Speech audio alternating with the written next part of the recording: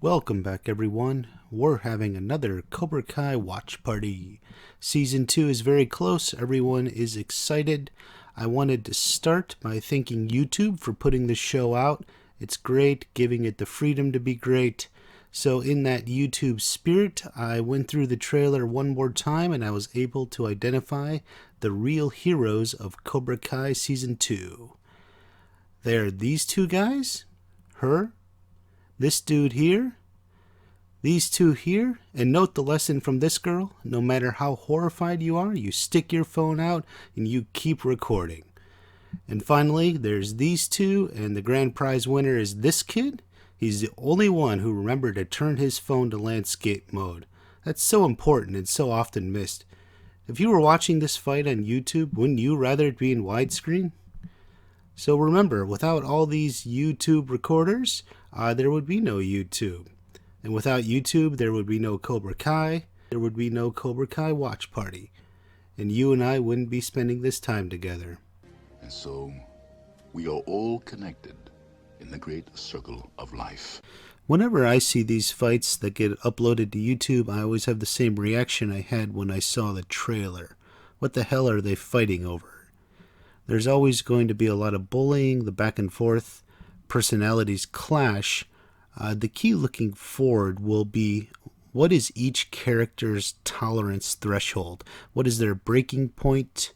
When have they had enough and that spark ignites a flame? They throw down and say, "Bring it on." Now, we don't have much to go on with Sam, but the best clue for her is from the cafeteria fight. She's actually rejected by her new friends and old, and is reminded of her new reputation courtesy of Kyler. I hear he doesn't mind that you suck. Confronting him doesn't work. Weird, you got pretty choked up. So she throws the tray on the ground. Now, I wouldn't call that getting violent yet. That's just stupid shit girls do to let you know she's mad. Except rather than back down, Kyler amplified the situation. You know that billboard with that big ass dick on it? I guess Sam takes after her dad. Now, my interpretation here has always been Sam was ready to punch him herself. I think this is Sam's breaking point. It sure looked like she was getting in a stance ready to throw down and bring it on. If Miguel hadn't stepped in, she would have.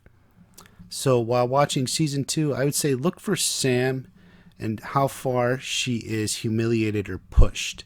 How long can she hold it in? Especially this scene at the lockers.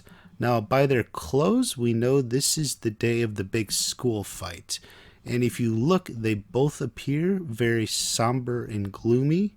In fact, if you told me immediately prior to this scene Sam was in tears crying, I would believe you.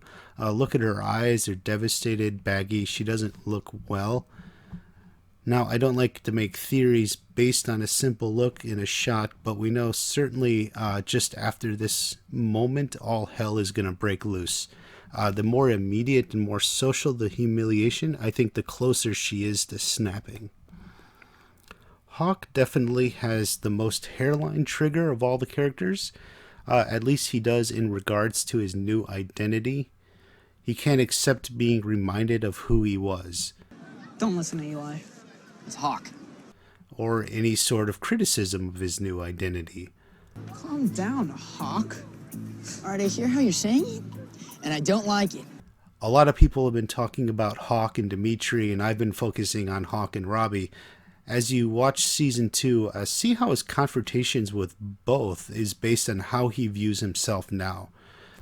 Robbie openly mocks the Hawk persona, while Dimitri will always see him as Eli. I suspect this is what triggers a lot of Hawk's aggression. Also, credit to Brianna Davidson on Twitter for this. I don't really think this was planned, but just a happy coincidence with the filming location. Looking over Miguel, we can see each time he started a fight, it was always for Sam. He was always defending her reputation, her honor, whatever that is. Obviously, the cafeteria fight where he stepped in for Sam, but also at the Halloween dance where he overheard, Dude, you got her in the palm of your dick. Now, despite two brutal fights to defend her reputation, a suave date, She's actually proven not very loyal. You remember just 30 seconds after some cute boy comes in her backyard, she started acting all like this. So as you're binging season 2, see if that motivation continues. Like even after they break up and hate each other, will he step in to defend her if shit starts to happen, or will he just leave her on her own? Robbie is a little more difficult. While we see him starting a lot of stuff and talking shit to Hawk, he never really starts the fight. The closest we saw was with his dad, actually. I think despite his bad boy and criminal past, Robbie may be the least likely of all to actually start a physical fight. I think Robbie will defend himself and he may deliberately provoke people, but I don't think he will be throwing the first punch. If he does, it will probably be more related to his father. As for Johnny and Daniel, well, anything can set these two off against each other. Johnny obviously is always ready for a fight, and we know he punches one weirdo in a bar. Daniel, I believe, will stay true to his mantra and only fight for self-defense. So the big question is, what triggers their fight? I already said I thought it was the aftermath of the school fight. There was this photo released by IGN that showed the scene and has Robbie in the background. I think Robbie took Daniel to the apartment. They came together. Robbie knows where his father lives. They're going there for the same reason. It's after the fight at the school. Daniel needs to just confront Johnny. The question is Robbie going to interfere? Does Robbie want the fight to happen, or does he want to stop it?